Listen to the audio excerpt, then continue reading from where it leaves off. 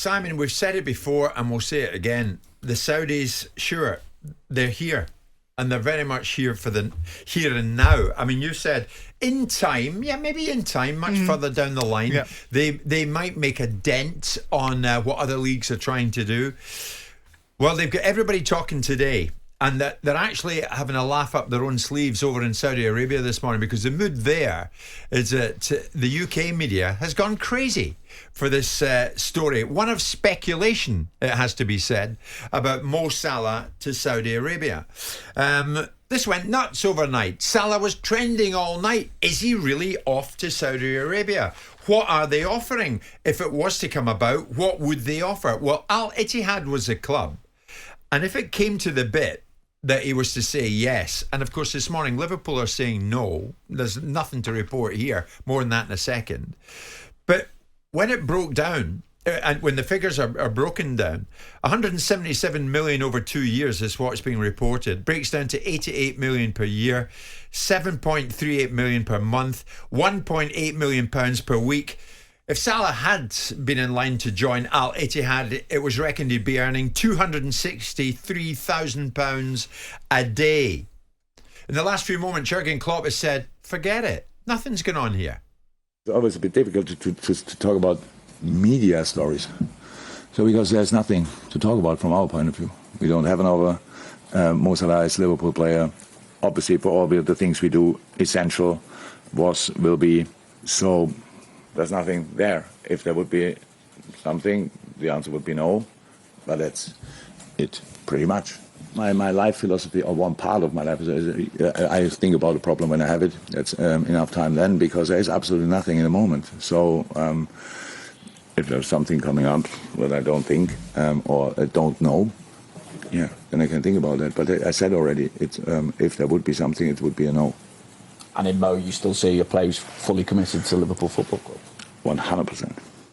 You know, Klopp's dealt with that beautifully, Simon. He has indeed. Because the Saudis over there this morning saying nothing really going on. Yeah. Al Ittihad won last night. There's no talk of Salah. In fact, Benzema's a headline story this morning because he scored. Jota came on for 31 minutes.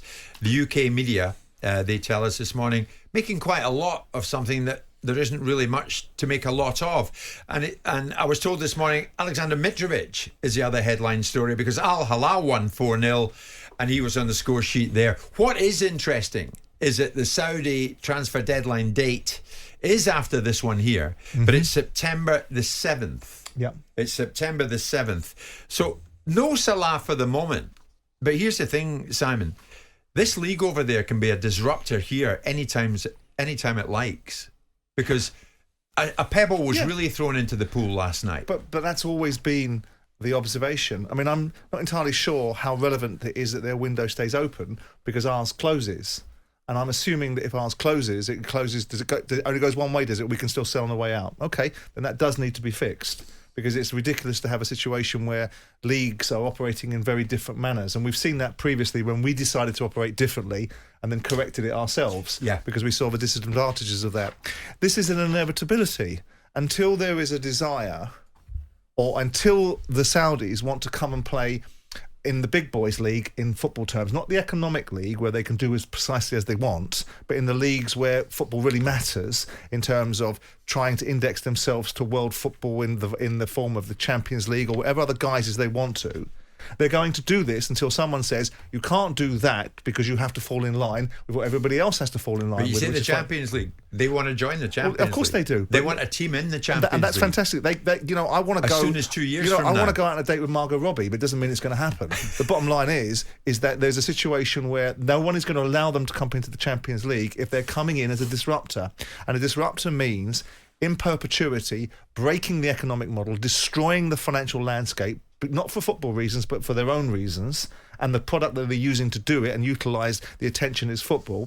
And I don't believe that UEFA, who've made this song and dance, this whole pony and trap scenario about the idea that financial fair play is underpinning the fabric of football, are going to say to the Saudis, in you come, on the basis of the fact that everybody else is being ruined by your financial landscape because you have more oil than people can shake a stick at, and the economics of football you don't care about. So right now, because it's transfer deadline time and because it's a transfer window, it's lots of noise. Let's see how much discussion we're talking about in the middle of October about the Saudi League.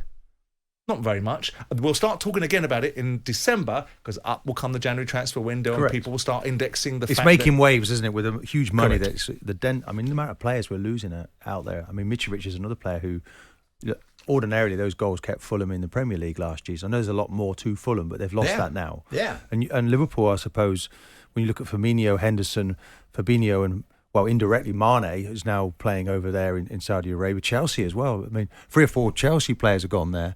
Koulibaly, Mendy, top players, Jim, are now going across to play in Saudi Arabia. So it can only get better, the league. The competition, is the competition really there? Is the depth of player there? Probably not. But one day it will be if they're going to spend money in this manner. Well, the and thing that's is, fine, Simon, and no one has a problem with that. but what you cannot deny is that they're emboldened by what's going on. No. They've never not been emboldened. They have money to turn out everybody's lights. That emboldenedness was already there. Right? What they need to be able to do is have an opportunity to capitalise on the fact that they're now prepared to do whatever it takes, whether it's a byproduct of the Qatari World Cup and the issues in the Middle East about who's the top dog in that particular region. All of those come into play. But the bottom line is they will always be emboldened. They've got more money than everybody. Yeah. And they were emboldened enough to try and buy every asset that this country's got. The only thing that will stop it is the same principle that the Americans want to deploy, which is why the debate's going through the Senate about Live Golf Tour and stuff like this, where they don't allow nation states to own assets that are significant to the countries in which these assets are being bought from. Yeah. So with that in mind, your argument constantly is they're emboldened. They can be as emboldened as they want. They don't own world football. They're not going to own world football. World football is going to allow them to develop, and when they want to become a proper meaningful league, playing as a meaningful league with the big boy leagues, they're going to be brought in line economically. By that time, they'd have had 2 or 3 years to do what they want. Nothing wrong with that. But you Nothing cannot wrong with that. deny in a matter of... And I'm no spokesperson for the Saudi Pro League, but I can read what's going on here. You cannot deny they have made major strides in weeks. Mitrovic, you bet I'm going. No, they've made lots of noise. They're offering players £1.84 million per week. And that's currently all they have to offer. All they have to offer is economics. And ultimately, if that gets brought to a stop, which it will be in the end, right, what will they have to offer then? Now, if they've been able to build this uber-competitive league with 18 teams in its first division or its Premier League and 18 teams in its second, and all of a sudden all of these teams have superstars in every single component part and the league is competitive, then maybe we'll have something to worry about. But by that time also, they'll have to join the UEFA's, the Champions Leagues of the world, if they're able to do that, and they will not be enabled to be continuing doing what they're doing. And they'll be back to a level playing field. And what are you going to do then? When Saudis have to pay the same money, are you going to choose some club in the desert, with due respect to the league that's beginning to get some energy behind it, or are you going to choose Liverpool or Manchester United or Juventus or Arsenal or Real Madrid or all of these legacy clubs? I'm pretty sure that once the playing field is levelled, which it will have to be, and it will inevitably will be, ask a former player. If it wasn't about the economics. Let's ask a former player. Martin, when it boils down to it, what would you say yes to? Playing here in a traditionally top league, regarded as a top league, with all the heritage that Simon talks about, or playing out in the desert for money that blows your mind? Of course. For me, at the moment, the Premier League is like football utopia, because you've got fantastic competition, you've got the best players, and you're earning a fortune. I'm not really sure why. I mean, okay, Jim, what's happening now is people securing the legacy of generational through the families. You know, it's like 10 generations of money that they're getting overnight. So that's what's turning their heads and going there. And okay, maybe for the end of your career, and Henderson maybe looked at it that way, Jim, but I don't see why they really, as a young man, you want to go much further away than the English Premier League.